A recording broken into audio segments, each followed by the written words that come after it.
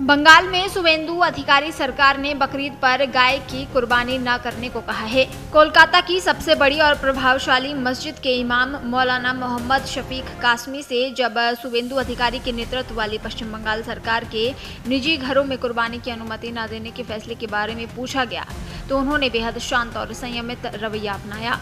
जैसे ही कोलकाता में ये खबरें आने लगी कि बंगाल के भीतरी इलाकों में मुसलमान हिंदू विक्रेताओं से गाय खरीदने से इनकार कर रहे हैं, कासमी ने शुद्ध उर्दू में बोलते हुए अपने भाइयों से अपील की कि वे सामाजिक सौहार्द बनाए रखने और हिंदुओं की भावनाओं का सम्मान करने के लिए स्वेच्छा से गाय की कुर्बानी और बीफ का सेवन बंद कर दें। हिंदू समुदाय के व्यापारियों ने बताया कि हाल के आदेश के कारण मुसलमानों ने गाय खरीदने से मना कर दिया है। बाजारों में बहुत कम लोग आ रहे हैं।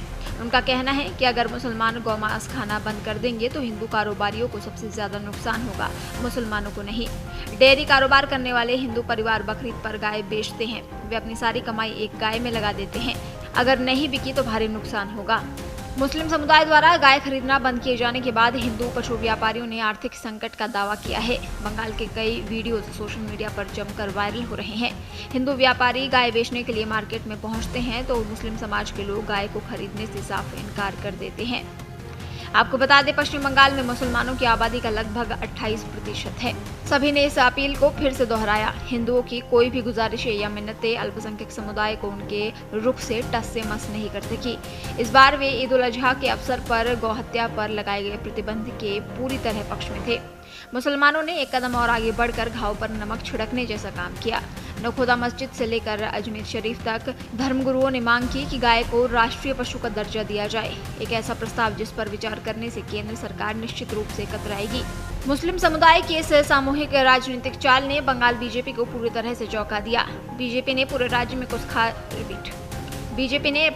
में कुछ खास जानवरों की कुर्बानी को नियंत्रित करने के लिए 1950 के पुराने पश्चिम बंगाल पशुवध नियंत्रण अधिनियम का सहारा लिया था।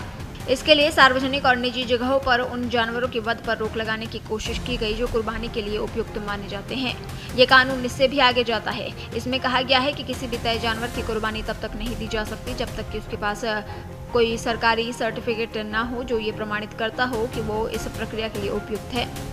ये सर्टिफिकेट, जो आमतौर पर नगर निगम के अधिकारियों और पशु चिकित्सकों द्वारा जारी किया जाता है, ये शर्त रखता है कि वध के लिए लाए गए जानवर की उम्र 14 साल से ज्यादा होनी चाहिए या फिर वो किसी चोट, शारीरिक विकृति या लाइलाज बीमारी के कारण हमेशा के लिए अपाहिज हो चुका हो। रिपोर्टों से पता चलता है कि ग्रामीण बंगाल के कुछ खास हिंदू समुदाय आमतौर पर मवेशी खरीदने में 25 से 30 हजार रुपए तक का निवेश करते हैं और फिर उन्हें 80,000 से 1 लाख रुपए तक के बीच किसी भी कीमत पर बेच देते हैं। वे मवेशियों के लिए चारा खरीदते हैं, उन्हें घर पर पालने में और भी कई तरह के खर्च आते हैं।